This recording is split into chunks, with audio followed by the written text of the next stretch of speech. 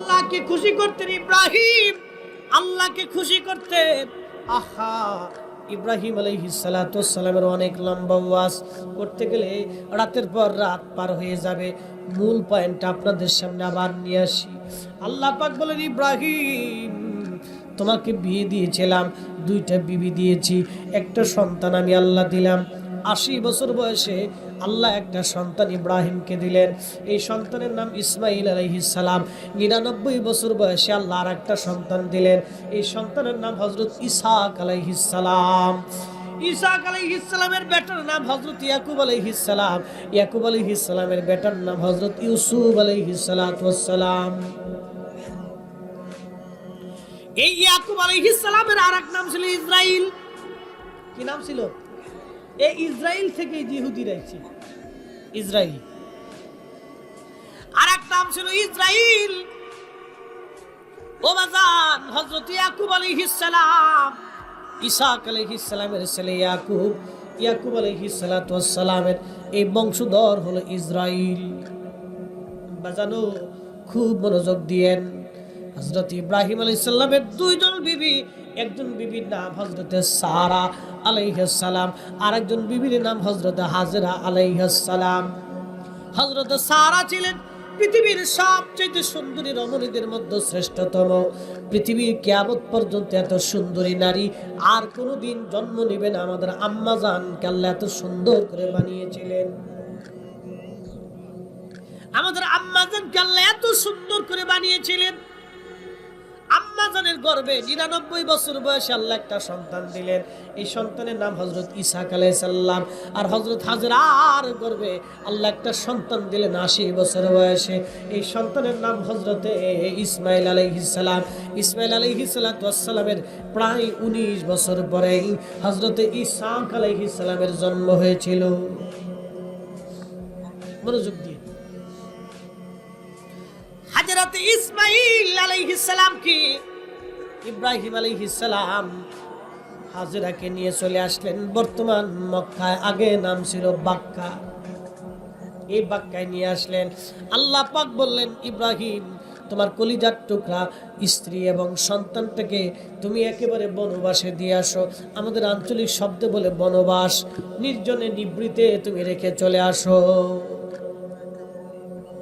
এই বনবাসে দেওয়ার জন্য তিনি নিয়ে চলে আসলেন।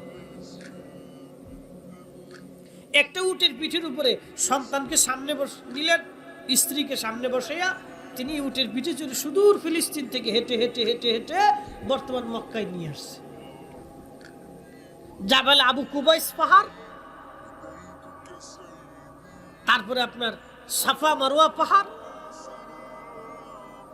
এই পাহাড়ের যে বর্তমান জমজম কূপ কাবা শরীফের পাশে, এই কূপের পাশে ছিল একটা মাত্র গাছ, আর কোনো গাছ গাছালি ছিল না। হেঁটে হেঁটে হেঁটে হেঁটে ওই গাছের নিচে এসে ইব্রাহিম আলাইহিস সালাম হাজরাকে বসতে বসাইলেন, সন্তানটাকে কোলে দিলেন, কিছু খেজুর আনছিলেন, আর এক লোটা পানি ছিল, এটা দিলেন। দিয়ে বলতেছে, বিবি তোমার সাথে আবার দেখা হবে যদি আল্লাহ হুকুম। সাল্লাম সালাম দিয়ে রওনা দিছে। হাজেরা পিছন দিক থেকে জুব্বা টেনে ধরছে, ডাক দিয়ে বলতেছে, স্বামী এত বছর পরে আল্লাহ একটা সন্তান আপনাকে দিছে, ৮০ বছর পর। বলেন তো ৮০ বছর পরে একটা লোক সন্তান পেলে এই সন্তানের প্রতি কি মহাব্বত কম থাকে না বেশি থাকে? অনেক বেশি। কিন্তু আইন তো আল্লাহ। একসাথে বলবেন মারহাবা। আইন কার? আইন কার? আল্লাহ তাকে বলছেন, যাও তোমার সন্তান তুমি এখানে নিবৃতে রেখে আসো। ৮০ বছর পরে আল্লাহ একটা সন্তান দিলেন, তাও এই ছোট্ট সন্তানকে নিয়ে রেখে চলে আসতে হবে। কত কঠিন পরীক্ষা আল্লাহ। এই জন্য আল্লাহ বলছেন, আমি তাকে খলিল বানিয়েছি। খলিল, আমার খলিল খালি আমাকে খুশি করত। আর আমাদের নবী হলো হাবিব। হাবিব অর্থ আল্লাহ আমাদের নবীরে খুশি করত। আমরা নবী যা চাইছে আল্লাহ তাই দিয়ে দিছে, এবং বলছে, হাবিব আপনি কিয়ামতের মাঠে যা চাবেন আমি আল্লাহ আপনাকে তাই দিয়ে দিব। একসাথে জোরে বলবেন আল্লাহু আকবার। আমরা সেই নবীর উম্মত, আমরা সেই নবীর গোলাম।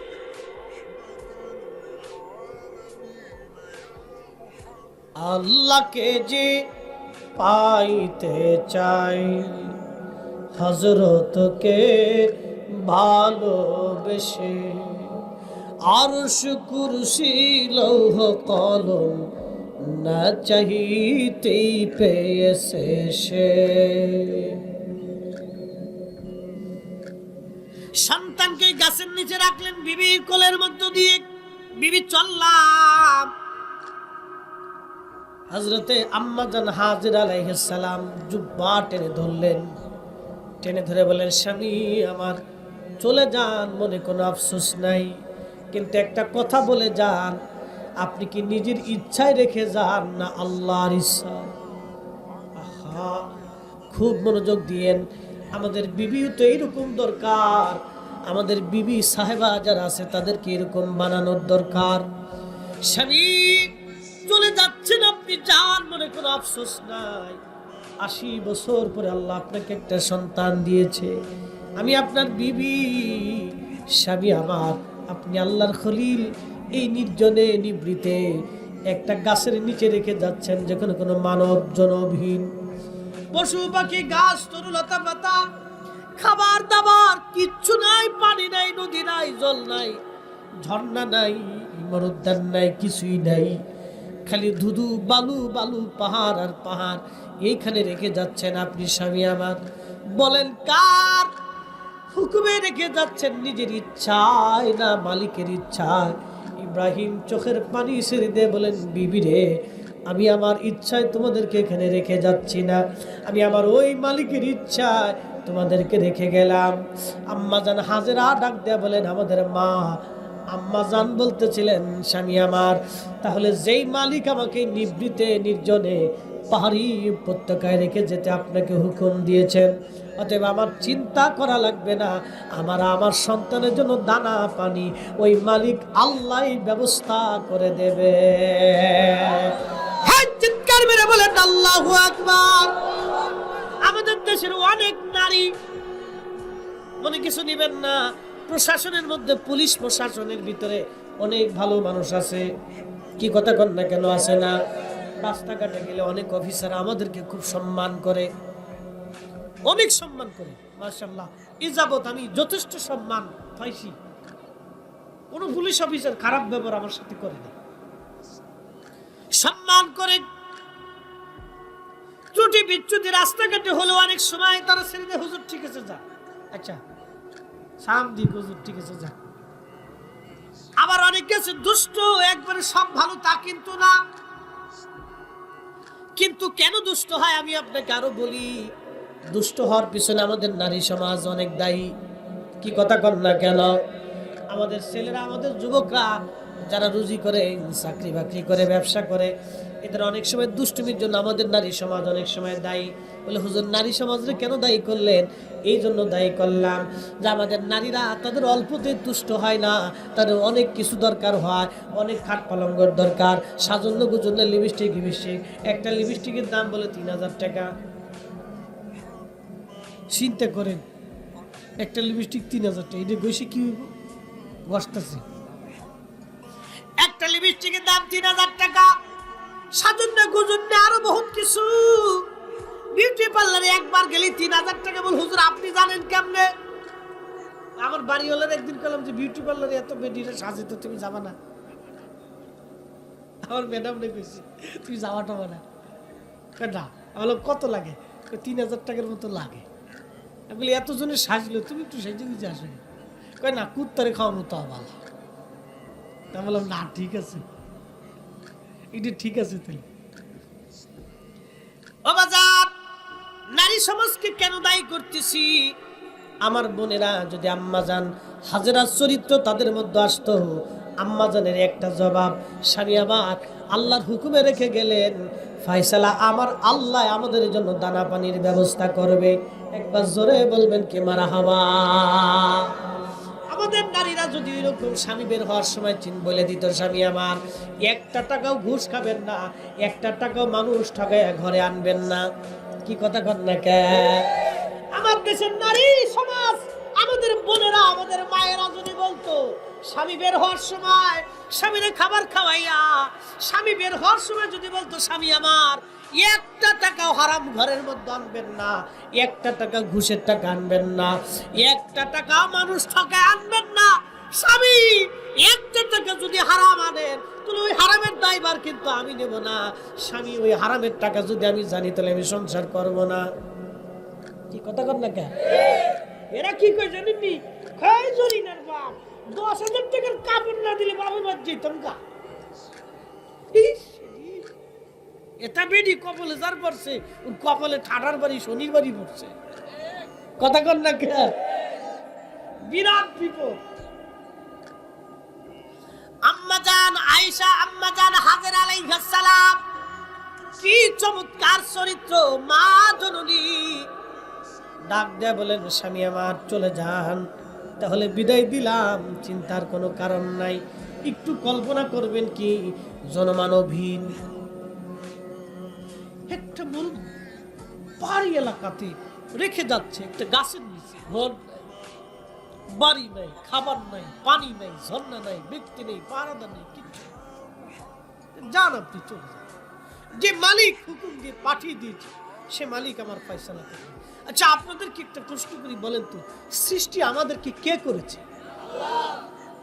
রিজিক দেয় কে? পাখিদেরকে সৃষ্টি কে করেছে? রিজিক দেয় কে? আমি একটা পরিসংখ্যান আপনাদেরকে মাঝে মধ্যে ওয়াজে বলি। বর্তমান পৃথিবীতে মানুষ আছে 800 কোটি।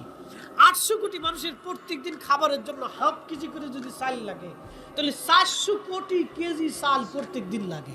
এই 400 কোটি কেজি চাল যিনি দেন সেই মালিকের নাম কি? আচ্ছা আমাদের পৃথিবীতে কুত্তা আছে না? এরকম ধরেন কত কোটি কুত্তা আছে। এই কুত্তাদেরকে খাবার প্রত্যেক দিন দেয় কে? বিড়াল আছে না? কত কোটি বিড়াল আছে, হিসাব করেন তো। এই কোটি বিড়াল, এই কোটি কুত্তা, এই কোটি কোটি পাখি, এই কোটি কোটি মুরগা, এই কোটি কোটি এই গরু, এই কোটি কোটি ছাগল, এই কোটি কোটি ভেড়া, এই কোটি কোটি উট, এই কোটি কোটি দুম্বা, এই কোটি কোটি প্রজাতির প্রাণী জাত সৃষ্টি জীবন যিনি খাবার খাওয়াচ্ছেন তিনি আল্লাহ, তিনি আল্লাহ, তিনি আল্লাহ। এই আল্লাহ ছাড়া আর দ্বিতীয় কেউ হতে পারে না। কথা বলেন ঠিক না বেটি? আল্লাহ প্রত্যেকটা সৃষ্টির জন্য ফয়সালা করছেন। আপনি কি খাবেন আল্লাহর বাজেটে ফয়সালা করেন। আল্লাহর কসম করে বলি হাজার চেষ্টা করলে ভালো খাইতে পারবেন না। আমার দেশের অনেক কোটি কোটি টাকার মালিক আছে, জানেন না কত কোটি টাকা। বাংলাদেশে এমন ধনী আছে আল্লাহু আকবার, যাদের টাকা যদি আমাদেরকে বস্তা ধরে দেওয়া হয় তাহলে মাথায় করে নিয়ে যেতে পারবো না। কি কথা ঠিক কিনা? কিন্তু বাপ ভালো খাইতে পারে না। এই যে বাজানে কয়ে ফেলেছি গ্যাস্ট্রিক, আলসার, হার্ট বার্ট, আগর ডিম, বারো ডিম, ঘোড়ার ডিম, ভিতরে পয়সে বাইরে পয়সে সব শেষ হয়ে গেছে, খালি কোনো মার কাটা রয়েছে। কিন্তু আমরা দেশের রিক্সাওয়ালা ওর মাইনে দিবেন, দেখবেন ডাল ভাত আর আলু দিয়ে একবারে, কি আলু ভর্তা, ডাল ভাত, ডিম ভাজি দিয়ে একবারে শটাং করে মেরে দিচ্ছি। মারহাবা কর মালিক কে?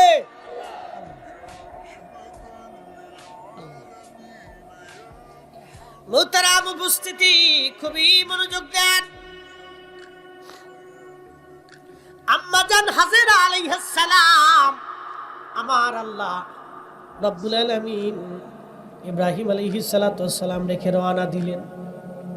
বহু দূরে চলে এসে পিছনের দিক তাকায় দেখলেন আর দেখা যায় না। তখন ইব্রাহিম আলাইহিস সালাম কাবার দিকে ঘুরে গেলেন। ঘুরে দিয়ে 2 হাত তুলে জোরে বলেন কয় হাত? জোরে বলেন কয় হাত? আমার দেশে একদল আছে দোয়া মানেই না। কি কথা কন না কে?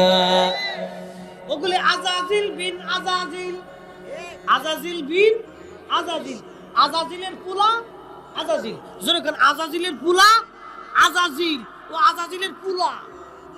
ওটা নতুন করে জন্ম করে থুয়ে গেছে আজাজিলকে, তুই থাক বাইসতে, আমি যাই গে। ওর থুয়ে গেছে, ওরা রাইখে গেছে, খুব সাবধান। দেশে কিন্তু এরকম অভাব নাই। আবার নতুন একটা হচ্ছে আহলে কোরআন, কোরআন মানি হাদিস মানি না। আরে যে নবী মানে সে মুসলমানই হতে পারে না, ঠিক কিনা? 2 হাত তুলে ইব্রাহিম আলাইহিস সালাম দোয়া করে, আল্লাহ ও আল্লাহ, তোমার হুকুমে আমার বিবি আমার সন্তানকে নির্জনে নিবৃতে এমন একটা জায়গা রেখে গেলাম তোমার ঘরের পাশে।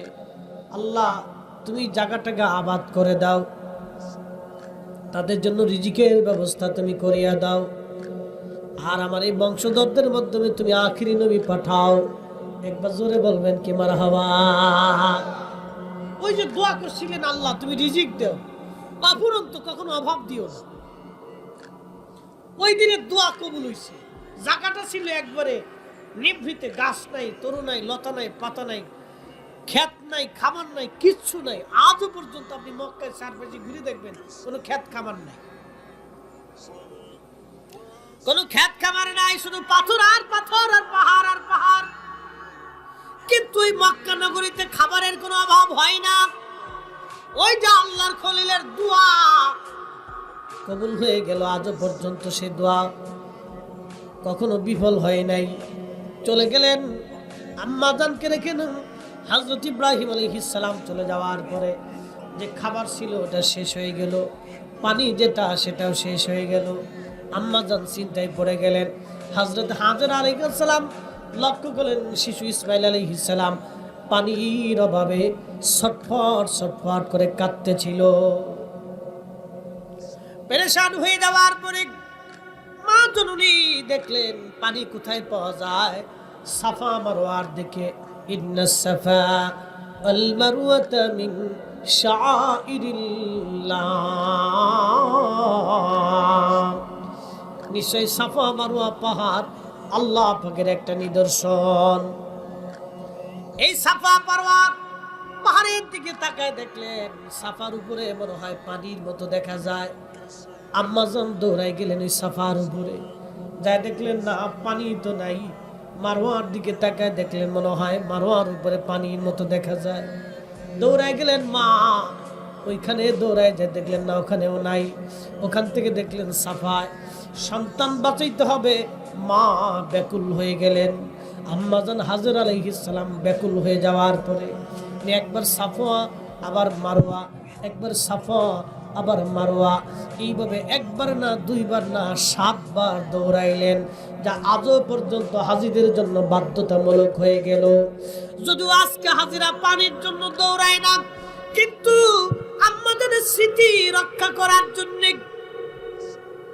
আমাদের সেই স্মৃতি বাঁচিয়ে রাখার জন্য আমার আল্লাহ তার নবী সাফা মারওয়া দৌড়ানোটাকে বাধ্যতা করে দিলেন। হাজিরা দৌড়াস করতে যাবে, সাফা মারওয়া আজও দৌড়াইতে থাকবে। তার মানে স্মৃতি রক্ষা করার জন্য আমার আল্লাহ ইন্নাস সাফা ওয়াল মারওয়াতা মিন শাআইরিল্লাহ, এটা আল্লাহ পাকের একটা নিদর্শন বানাই দিলেন। নিদর্শন আল্লাহ কোরআনের ওপর আয়াতে বলেন ওয়া মাইয়ু আযিম মিন শাআইরিল্লাহ, তোমরা আমি আল্লাহর শায়ের যেগুলি আছে, নিদর্শন মালা যেগুলি আছে, তোমরা সেইগুলিকে সম্মান করবা, ইজ্জত দিবা, তাজিম করবা, ভালোবাসবা। এই জন্য এই যুগে ওলিরা হলো আমাদের শাইর, ওলিরা আল্লাহর শাইর। আল্লাহর ওলিরা যেখানে ঘুমায় সেটাও আল্লাহর শাইর। আল্লাহর ঘর মসজিদ আল্লাহর শাইর, আল্লাহর ঘর মসজিদ আল্লাহর শাইর, আল্লাহর ওলিরা আল্লাহর শাইর।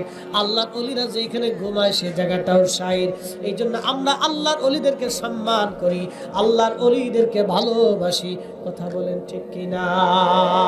ওয়া মাইয়ু আযিম মিন শাআইরিল্লাহ, আল্লাহ বলেন তোমরা আমার শাইরকে, আমার নিদর্শনাবলীকে তোমরা সম্মান করবা। এই জন্য সাফা মারওয়া আজও পর্যন্ত মুসলমান দৌড়ায়। যদিও আজকে দৌড়ানোর বাহ্যিকভাবে যদি আপনি দেখেন, এখানে দৌড়ানোর কোনো অর্থ হয় না। অর্থাৎ আপনি যে দৌড়াবেন, আম্মাজান তো হাজিরা দৌড়াইছিলেন পানির জন্য, আর হাজিরা তোর পানির জন্য দৌড়ায় না। কিন্তু হাজিদেরকে আল্লাহ বাধ্যতামূলক করে দিলেন, এটা আল্লাহ শাহিদ, দৌড়াইতেই হবে, তোমাকে দৌড়াইতে হবে। আল্লাহ ওয়াজিব করে দিয়েছে, দৌড়াতে হবে তোমাকে। মোহতারাম উপস্থিতি, দৌড়াদৌড়ি করে দেখলেন কোথাও পানি নাই। এমন সময় আল্লাহ জিব্রাইলকে পাঠিয়ে দিলেন, জিব্রাইল যাও আমার হাজেরা আর ইসমাইলের জন্য পানির ব্যবস্থা করো। জিব্রাইল আমিন আসলেন হযরত ইসমাইল আলাইহিস সালামের পায়ের পাশে। পায়ের নিকটে জিব্রাইল আলাইহিস সালাম তার পা দিয়ে একটা আঘাত করলেন। জিব্রাইলের পায়ের মাধ্যমে যখন আঘাত করলেন, ইসমাইল আলাইহিস সালামের পায়ের পাশে আঘাত করার পরে ওখান থেকে মাটি ফেটে ফেটে পানি আসতে লাগলো। এ পানির নাম জমজম। জমজম পানি, জমজম পানি, জমজম। আম্মা জান দৌড়াই গেলেন, যাওয়ার পরে দেখে পানি আর পানি। ওই পানি নিজে পান করলেন, সন্তানকে পান করাইলেন, চারপাশে বাঁধ দিলেন। চারপাশে বাঁধ দেওয়ার পরে পানি ওই বাঁধের ভিতরে আটকাই ফেললেন। অ্যাটেনশন, খুব মনোযোগ দেন। এই জমজম পানি, আমার হাতেও একটা পানি আছে, এই পানির নাম হলো মাম পানি। এই মাম পানি আর জমজমের পানি এক পানি। অ্যাটেনশন, এই বোতলের ভিতরে যে পানিটা রাখা হলো, 50 বছর পরে, 5 বছর পরে, 2 বছর পরে পানির একটা সময়সীমা দেওয়া আছে। এই সময়ের পরে দেখবেন এই পানিটার গন্ধ, স্বাদ, রং পরিবর্তন হতে থাকে, এটা নষ্ট হতে থাকে। ঠিক 5 বছর পরে এই পানিটা একবারে নষ্ট হবে। কিন্তু জমজমের পানি এমন এক পানি, 50,000 বছর যদি বোতলের মধ্যে রেখে দেন, ও 50,000 বছর আগে যেমন 50,000 বছর পরে এরকমই থাকবে। না আরো জোরে? এই পানি রিফাইন করছে বাংলাদেশের একটা কোম্পানি, আর জমজমের পানি যিনি রিফাইন করে পাঠাইছেন তিনি আল্লাহ। একবার সরাসরি রিফাইন করে জান্নাত থেকে পাঠাই দিচ্ছে, একবারে সরাসরি রিফাইন করা। আল্লাহ তার রাসূলকে রিফাইন বানাই দিলেন। কামা আরসালনা ফীকুম রাসূলাম মিনকুম ইয়াতলু আলাইকুম আয়াতিনা ওয়া ইউযাক্কিকুম। একবার জোরে বলবেন কি মারহাবা। এটা কোরআনের উপরে কোনো দলিল, জোরে বলেন, কোরআনের উপরে কোনো দলিল নাই। হতে পারে আল্লাহ কোরআনে বলতেছেন কামা আরসালনা ফীকুম রাসূল, আমি তোমাদের মাঝে আমার একজন রাসূল পাঠিয়েছি। কাজ কি? আমি আল্লাহর দেওয়া আয়াত সমূহ তোমাদের মাঝে তেলাওয়াত করে শোনাবো। আরো একটা কাজ আছে, ওয়ায়ুযাক্কিকুম, আমার এই নবী তোমাদেরকে পবিত্র বানাবে। একসাথে বলবেন সুবহানাল্লাহ।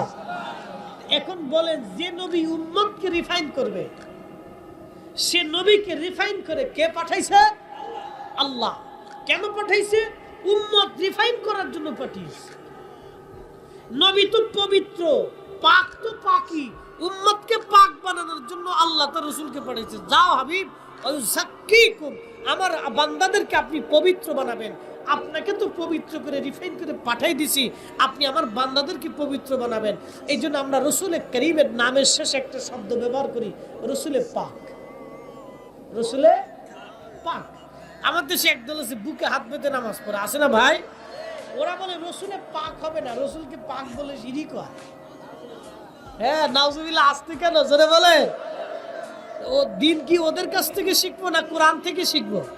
তো কোরআন বলতেছে ওয়ায়ুযাক্কিকুম, রাসূল পাক। রাসূল কি? পাক। কোরআন বলতেছে রাসূল পাক। আমরা সুন্নিরা বলি রাসূল পাক, তার মানে আমরা কোরআনের আইনের ভিতরে আসি।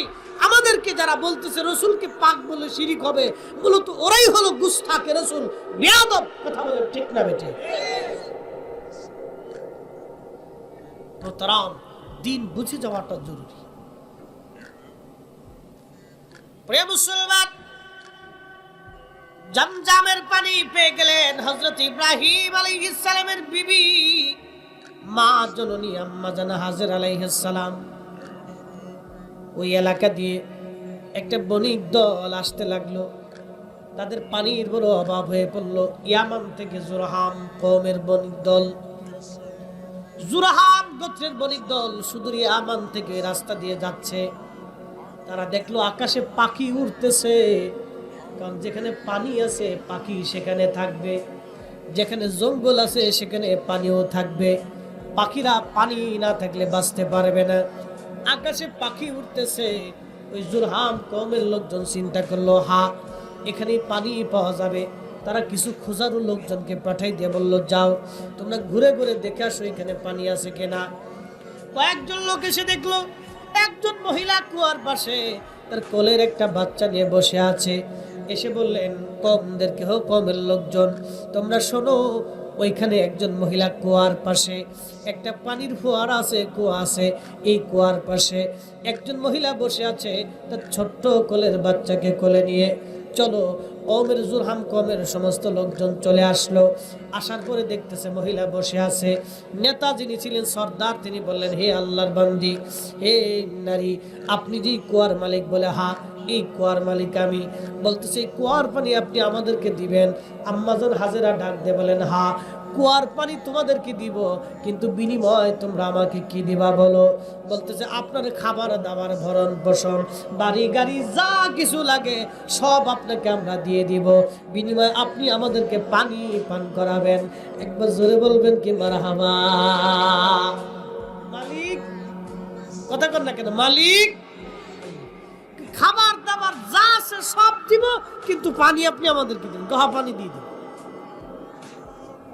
দেখেন ফাইসালা হয়ে গেল। খুব আলিশান এলাকা দিয়ে একবারে জনপল্লী হয়ে গেল। ওই কমের লোকজন বলল, যেহেতু এখানে পানি আছে, তাহলে আর এখান থেকে আমরা যাব না, এখানে আমরা বসবাস শুরু করব। এখানে বসবাস করতে করতে মানুষ আস্তে আস্তে আস্তে আস্তে আস্তে আস্তে মক্কা একবারে বহু লোকের আবাস হয়ে গেল। বহুদিন পরে আল্লাহ ইব্রাহিম আলাইহিস সালামকে বলেন, ইব্রাহিম যাও, স্বপ্ন দেখিলেন তুমি তোমার প্রিয় বস্তু কুরবানি করো। ওই যে আল্লাহ আবার পরীক্ষা ফেলেছে, যাও আবার আরেকটা পরীক্ষা। আল্লাহ আমাদের জন্য 5টা পরীক্ষা দিছে প্রত্যেক দিন। জোহরের রক্ত, আসরের রক্ত, মাগরিবে, এশা, ফজরে, 5টা পরীক্ষা আল্লাহ আমাদের প্রত্যেক দিন দিছে। দেখি আমার বান্দা এই 5টা পরীক্ষায় পাশ করে কিনা। কিন্তু পাশ করে কয়জন বলেন তো? এই আল্লাহর পরীক্ষা বান্দাদের জন্য আল্লাহ পরীক্ষা দিচ্ছে। ইব্রাহিম আলাইহিস সালামকে তো আল্লাহ বড় বড় পরীক্ষা দিছে, আমাদেরকে আল্লাহ ছোট্ট পরীক্ষা দিচ্ছে। জোহরের আজান, হাইয়া আলাস সালাহ, নামাজে আসেন, 10 মিনিট 20 মিনিট সর্বোচ্চ। আপনার জীবনে 24 ঘন্টায় আপনি মাত্র 1.5 ঘন্টা আল্লাহকে দিবেন। 1.5 ঘন্টা সর্বোচ্চ। জোহরে 20 মিনিট, আসরে 10 মিনিট, মাগরিবে 20 মিনিট, এশায় 20 মিনিট, ফজরে 20 মিনিট। বেশি সময় আল্লাহ চাইনি। এই সর্বোচ্চ 1.5 ঘন্টা আপনি আল্লাহকে দিবেন। এই আপনার জীবনে প্রত্যেক দিন 5 ওয়াক্ত আল্লাহ পরীক্ষা দিয়ে দিচ্ছে। ইব্রাহিম আলাইহিস সালামকে আল্লাহ আবার পরীক্ষা দিলেন, যাও তোমার প্রিয় বস্তু কুরবানি করো। একটু চিন্তা করেন তো, ইব্রাহিম আলাইহিস সালাম স্বপ্ন দেখার পরে, স্বপ্ন তো নবীদের জন্য ওহী, স্বপ্ন দেখার পরে চিন্তা করলেন, আমার প্রিয় তো ইসমাইল ছাড়া আর কেউ নাই, সব কিছুর প্রিয় আমার ইসমাইল, আমার ইসমাইলকে কুরবানি দিতে হবে। সুদূর ফিলিস্তিন থেকে উটের পিঠে করে আবার রওনা দিছে। রওনা দিয়ে হযরত ইব্রাহিম খলিলুল্লাহ আবার রওনা দিছে। বিরাট বড় পরীক্ষা আল্লাহ ফেলাইলেন। উটের পিঠে রওনা দিয়ে ইব্রাহিম আলাইহিস সালাম রওনা দিলেন। রওনা দিয়ে বর্তমান মক্কায়, এই মক্কা নগরী আসার পরে দেখলেন, হায় বিরাট বড় জনপল্লী হয়ে গেছে, বহু মানুষ। হযরত হাজরা আলাইহিস সালাম দেখলেন তার স্বামী আল্লাহর খলিল ইব্রাহিম আলাইহিস সালাম আসছে। স্বামীকে দেখে আম্মা জান দৌড়ায় গেলেন। দৌড়ায় যে বলেন, স্বামী আমার আপনি আসেন, এই যে আপনার সন্তান ইসমাইল আজকে পরিণত বয়সে বড় হয়ে গেছে, আজকে বালেগ হয়ে গেছে। হাদিসের ভাষ্য অনুযায়ী 10 বছর বয়স হলে সন্তান বালেগ হয়ে যায়। কত বছর? 10 বছর হলে বালেগ হয়। আল্লাহ কোরআনে বলেন, ফালাম্মা বালাগা মাহুস সায়া ক্বালা ইয়া বুনাইয়া ইন্নী আরা ফিল মানামি আন্নী আযবাহুকা ফানজুর মাযা তারা।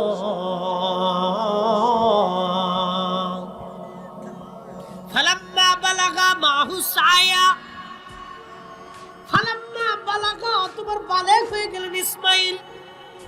কেউ বলেছে 16 বছর, তবে হ্যাঁ 10 বছর বয়সে বালেগ হয়ে যায়। ইসমাইল আলাইহিস সালাম বালেগ হয়েছেন, বুঝেন তিনি, বুঝার বয়স হয়েছে কেবল। এমন সময় ইব্রাহিম খলিলুল্লাহ ইসমাইলকে কুরবানি করার জন্য আসছে।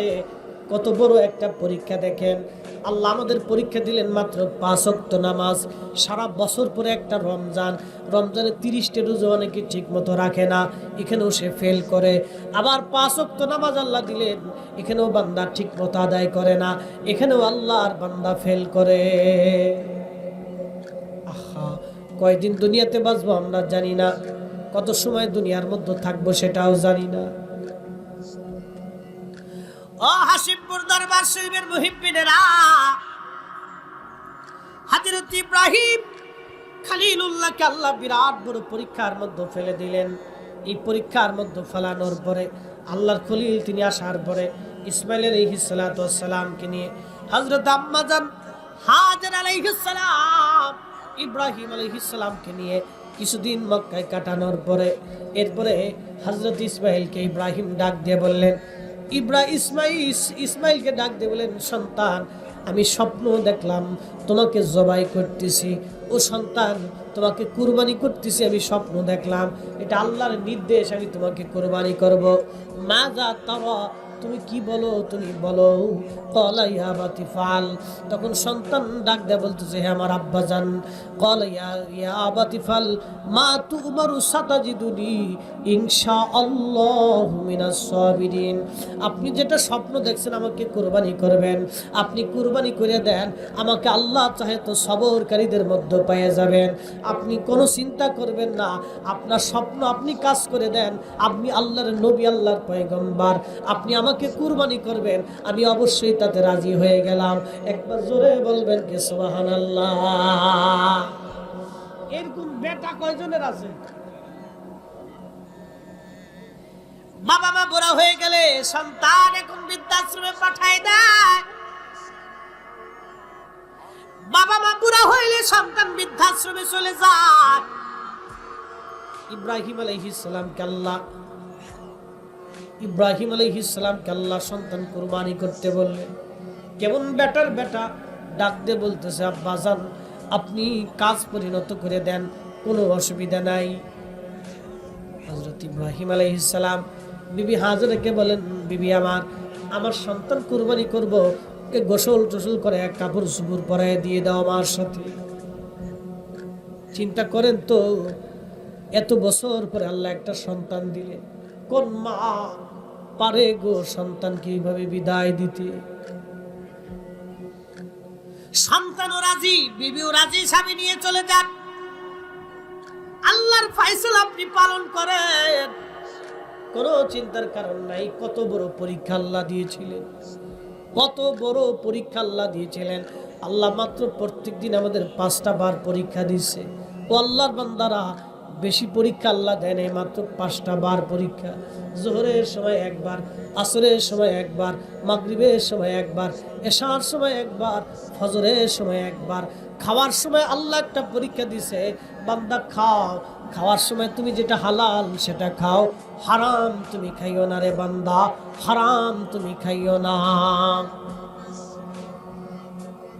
খাওয়ার সময় একটা পরীক্ষা, হালাল হারাম, হালাল খাও, হারাম খাইও না রে বান্দা, হালাল হারাম তুমি খাইও না। 5 ওয়াক্ত নামাজের পরীক্ষা দিলেন আল্লাহ, বেশি জটিল পরীক্ষা দেয় নাই। সামনে কুরবানি, পশু কিনবেন কুরবানি করার জন্য। আমার দেশে অনেকে পশু কিনবে, কুরবানি করবে। ঢাকা শহরে অনেকে আসে, কুরবানি করার পরে গোশত নিয়ে ফ্রিজে ধুয়ে দেয়। কত গরিব মানুষ আছে, সামান্য একটু দিয়ে বাস ছেড়ে দিয়ে চলে দেয়। এরপরে বাজান অনেকেই কুরবানি করার পশু কেনার পরে কেনা ভালো হয় নাই, এটা হয় নাই, সেটা হয় নাই, নানান কিসসা কাহিনী, অনেক কথা। বেশি ফেসল পরে বেডিরা। যদি একবার আপনি কুরবানির পশু কিনতে যাই, একটু দামে ঠকে যান, তো আপনার বাড়ি ঘুমানো বিরাট কষ্ট। কি কথা কর না কেন? ঘুমানো বিরাট কষ্ট। যদি ধরেন গরু 5 মণ হবে, আপনি 6 মণের টাকা দিয়ে গরু কিনে ফেলছেন, তো আপনার ঘরে আর ঘুমাইতে দিবে না।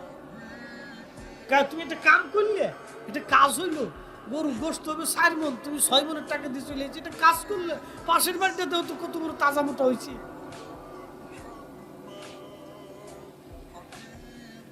এইভাবে চলে। আমার অনেক মা বোনেরা বুঝে না কুরবানি কার জন্য। জোরে বলতে হবে, কুরবানি কার? ইন্না সলাতি ওয়া নুসুকি ওয়া মাহইয়ায়া ওয়া মামাতি লিল্লাহি রাব্বিল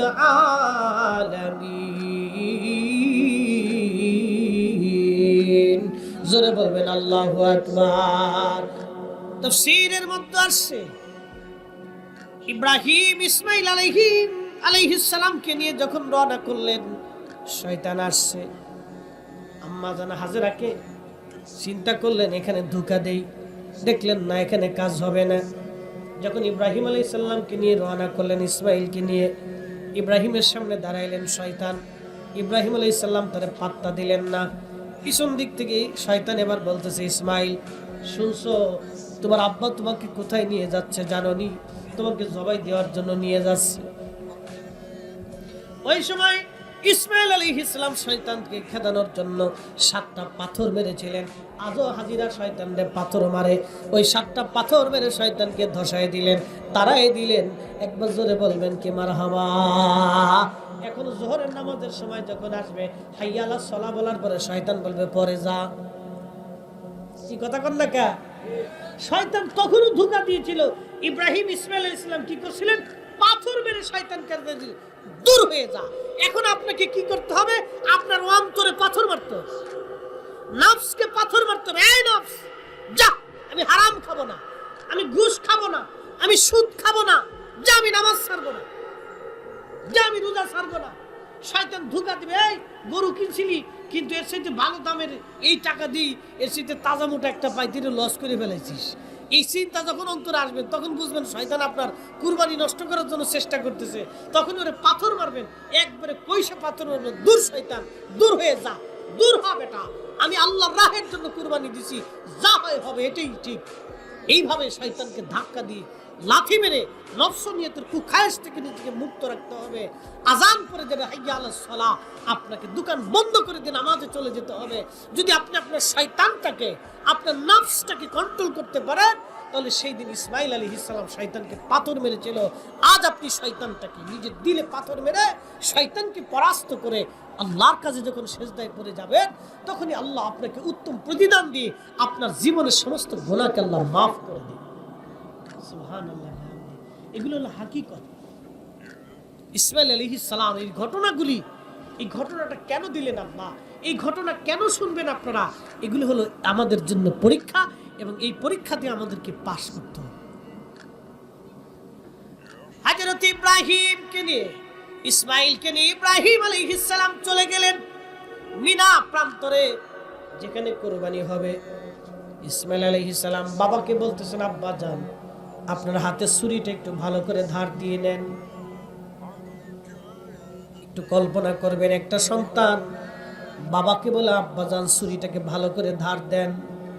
ও আব্বা যান ছুরিটাকে ধার দিয়ে দেন, ভালো করে ধার দেন, যাতে আপনি আমাকে জবাই করার সময়, কুরবানি করার সময় বেশি সময় না লাগে, তাড়াতাড়ি যাতে আপনি আমাকে জবাই করতে পারেন। আপনার হাতে ছুরিটাকে আপনি ধার দিয়ে নেন। আব্বা যান, আপনি যখন আমাকে কুরবানি করবেন তখন আপনি আমাকে উপর করে শোয়াবেন। এই জন্যই উপর করে শোয়াবেন আব্বা যান। আমার চেহারা দেখলে আপনার মায়া মায়া লাগতে পারে, কারণ আপনি আমার বাবা, আমি আপনার সন্তান। আব্বা যান, মায়া হতে পারে গো আব্বা যান, দয়া করে আপনি আমাকে উপর করে নিবেন, উপর করে আপনি আমাকে জবাই দিবেন, যাতে আমার চেহারা আপনি দেখতে না পান, আমার চেহারা দেখলে যাতে মায়া না লাগে। আব্বা যান, আপনি আমার হাত এবং পা গুলি শক্ত করে বেঁধে নিবেন। এজন্য শক্ত করে বাঁধবেন, যখন আপনি আমার গলার মধ্যে ছুরি চালাবেন তখন আমি ছটফট করতে পারি, আর আপনার কুরবানি করতে অসুবিধা হতে পারে, আল্লাহর হুকুম পালন করতে অসুবিধা হতে পারে। আব্বা যান, আমার হাত পা গুলি শক্ত করে আপনি বেঁধে নিবেন।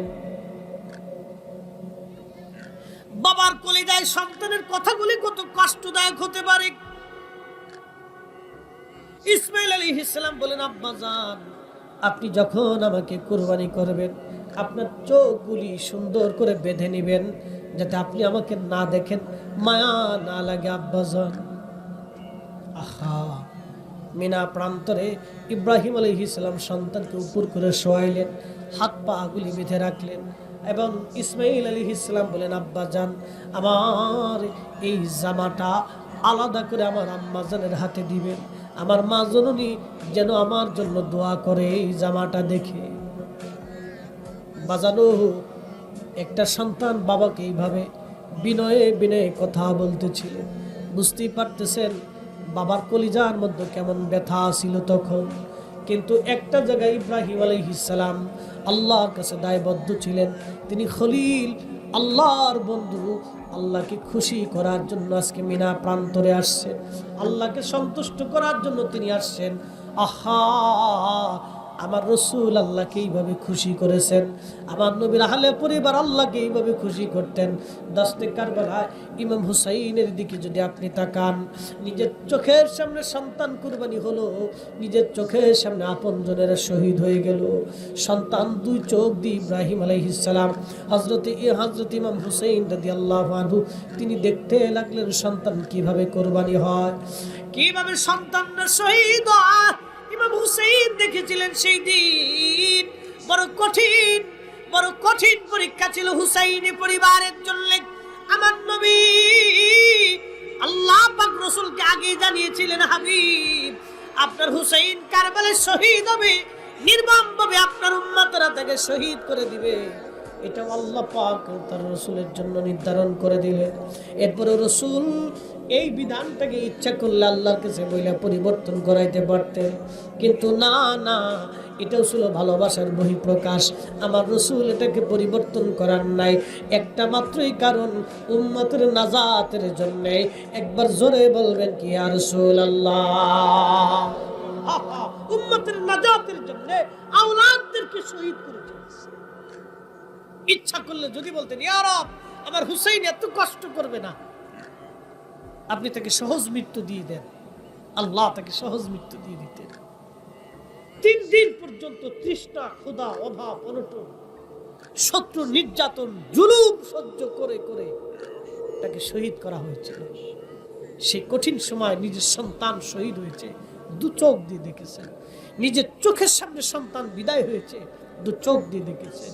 নিজের কোলের ভিতরে ছোট্ট বাচ্চা শহীদ হয়েছে, এটা 2 চোখ দিয়ে বরদাস্ত করেছেন। ইব্রাহিম আলাইহিস সালামের জীবনের কঠিন এবং জটিল পরীক্ষা ছিল এই সময়টা।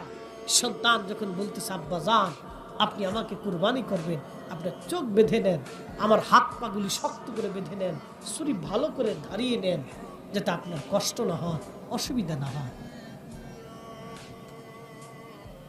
আল্লাহু আকবার। মিনা প্রান্তর ইব্রাহিম আলাইহিস সালাম নিজের সন্তানকে শোয়াইয়া উপর করে শোয়াইয়া বিসমিল্লাহি আল্লাহু আকবার বলে ছুরি কানা হাতে নিয়ে বিসমিল্লাহি আল্লাহু আকবার বলে ছুরি যখন চালাচ্ছে,